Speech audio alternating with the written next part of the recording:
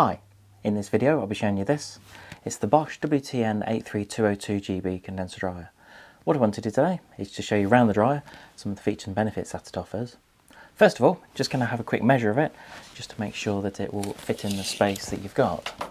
So as far as the width, this is 60 centimetres or around 23.5 inches. The height of it, you're looking around 84 centimetres or just over 33 inches. And as far as the depth, so front to back, if you were looking, so just add a little bit on because you have got some like foam padding on the back, and a common question we get asked is should you leave that on, and the answer is yes. That's one of the most common questions I get with tumble dryers.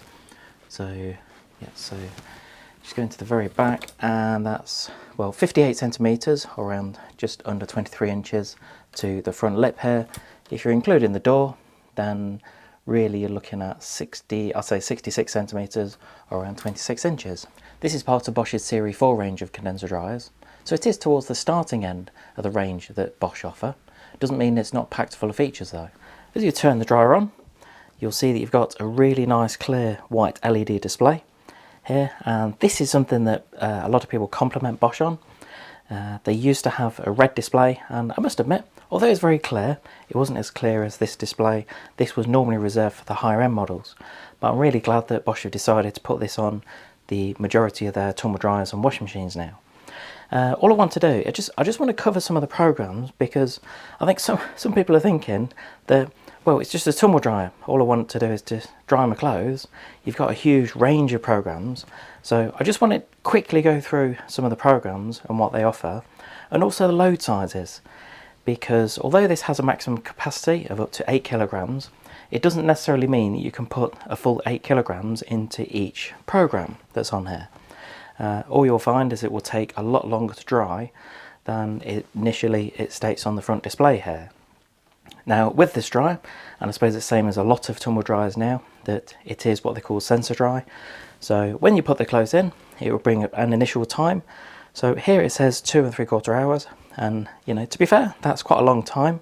As it's detecting the moisture content during the program, it could chop and change the program time as well. So first of all, this one, the Cotton's Cupboard Dryer Plus, and as it says, that's really for dry, hard-wearing, heat-resistant fabric made of cotton or linen, and you can dry the full 8 kilograms. Same as this, so Cupboard Dry, essentially it's a similar program. It will just be slightly quicker because it won't get the clothes quite as dry. And then you've got Iron Dry. Now for this program, it's the same concept, so it's still for the cottons. You can still dry the full 8 kilograms in that for that program, but what you will find is it will leave them slightly damp. Now again, some people don't really get the concept of the Iron Dry program. At home, especially with 2 kids, we're always washing shirts, and I must admit ironing isn't really something I enjoy that much. So if I can try and aid myself to reduce the amount of ironing, then that's only got to be a good thing. That's really where this program comes into its own, because what it will do is it will leave all the clothes slightly damp, so when you take them out, put them on a hanger, and then it's perfect for ironing them at that time. The next program is Sportswear. For this one, you can dry a maximum of 1.5 kilograms, so it's quite a small load, and these are for dry, self-drying sportswear made of performance fibres, microfibres and synthetics. Next one on here, this is Allergy Plus. Maximum 4 kilograms, and this is for dry, hard-wearing, heat-resistant fabrics made of cotton or linen. Next one is the Mix Load. That's only 3 kilograms, so these are for drying items made of cottons and for synthetics. Time program. Now this is quite a good one. Initially, a lot of the programs are on the Sensor Dry program, so as I mentioned earlier, it will change the time of the program depending on the moisture content. This just gives you an option to select the time of the program manually, and all you need to do is just press this button here, and it can go, just keeps going up in time. I suppose for a lot of people, I'm not quite sure why you'd want to go to over 3 hours, but it starts at 20 minutes and then 30. Now I think, and this, I'll be honest, this is a program I tend to use at home quite a bit. If I've gone through the stage of, say, washing some things like t-shirts or even some shirts, and if I haven't ironed them straight away, then sometimes they could benefit from just a quick 10 minutes in the tumble dryer. That can really help to get some of the creases out. And if you've got a sensor dryer with just the sense option, then it's going to detect that they're dry straight away, so it won't give the option for a manual time program. That's really where this is good. Then all I would normally do is select, for example, 20 minutes, pop the shirts and t-shirts in there.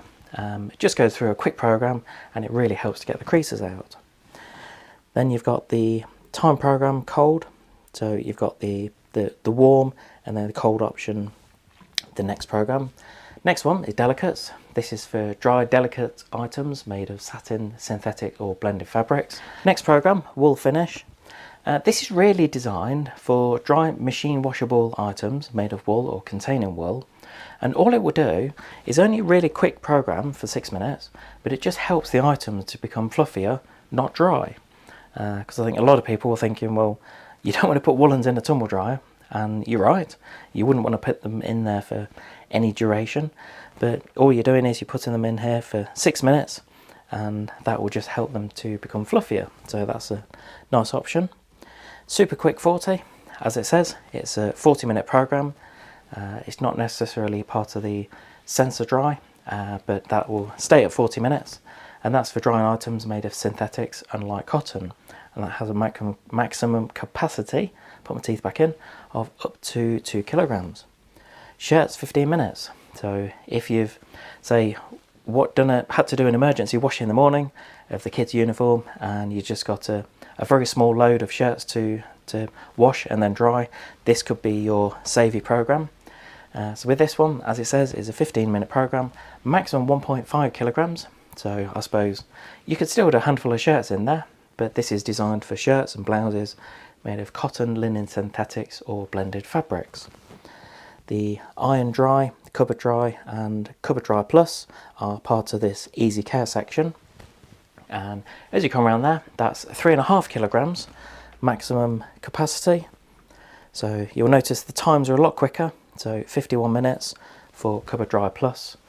I think sometimes we do get customers comparing the times here, so if you're comparing the cupboard dry plus on the cottons and the cupboard dry plus on the easy care, then there's a huge difference time wise, but that's mainly down to the capacity. So you can only use 3.5 kilograms on these 3 programs compared to the full 8 kilogram capacity for these ones. You'll find that the Easy Care program are designed for drying items made of synthetic materials or blended fabrics.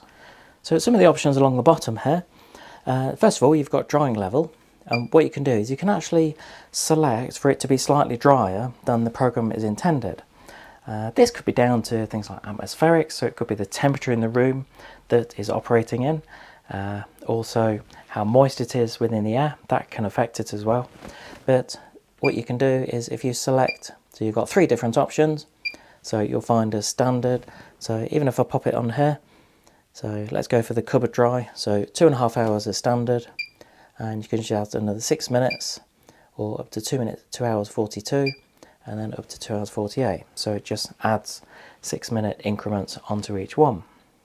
Next option on here is the finish in, and essentially this is a time delay option, so you can actually delay it by up to 24 hours. And the main advantage is if you've got things like cheap electricity during the night, then you might just want to delay it a handful of hours. Also, if you've been out for the day, you might not necessarily want the tumble dryer to come on straight away. If you're putting it on in the morning, you might just want to delay it to make sure it finishes for when you arrive home. The next option on here is reduced ironing. Now, it's normally standard on most programs, and basically what it will do is it will rotate the drum as it gets to the end of the program, and it will carry on doing that for an extra 2 hours after the program is finished. So I suppose if you've used the things like the finish in, where it's the time delay option, and if you wanted to enable the reduced ironing option, then it will just carry on tumbling the clothes. There's no heat, it will just keep rotating the clothes to help reduce the creasing that you could get within the standard program as it's finished. Then the last 2 options, first of all, you've got the low heat option. So if you have got certain fabrics that you want it to be on a lower heat, then just press that button, and at the end here you've got the start and reload option. So on this dryer there are two ways that the water can exit the machine. First one is this. This is the standard drawer, so all of the water will just collect within the drawer here, and you'll find it's nice and easy to just go and empty the water into the sink. The other way for the water to exit the machine is using this cheeky little hose. So this is included, or it should be included. If it's not, then just go back to the retailer or contact the manufacturer, because this should be part of the instructions and the original kit that comes with it. And what this enables you to do is to exit the water from the machine via a waste pipe, so similar to a washing machine, rather than the water collecting within the drawer. I think for some people, if you're putting it next to your washing machine, and if you have got space to put it into your waste pipe, this really is a better option. To install it, nice and easy, all you need to do is just disconnect this black pipe, connect this pipe, and then connect that into your waste outlet. To open the door, you've got a nice easy grip handle on the left hand side here, and you will find that the door opens, well, basically it's 180 degrees, so it gets the door well out of the way when you're loading the clothes in and out of the tumble dryer. Something I always comment on a lot of the appliances, doesn't matter what make, but I try to cover what material the hinge and door catch are made out of. I'm pleased to see that Bosch have kept with metal hinges and door catches. Quite a few manufacturers are reverting back to plastic hinges and door catches, so I'm really pleased that Bosch have stuck with metal hinges and door catches. As far as the porthole size, on this one you are looking at 39 centimeters. Yeah, so it's a really good sized porthole on here, or just over 15 inches. As far as the height, slightly smaller, so you're looking, I'd say, around 31 centimeters or around 12 inches. The filter is in the door on this model, as they are on pretty much most tumble dryers. And all you need to do is take that out, and then to clean the filter, just open that part up, take the fluff or lint out, shut that up, and then pop that back in there. I'd recommend doing it probably not every load, but perhaps after every couple of drying loads, just to make sure that there's no fluff or lint within the filter. At the bottom here, this is where you've got access to the condenser unit. Once you've taken the cover off the front, then you've got the main condenser unit that you can pull out.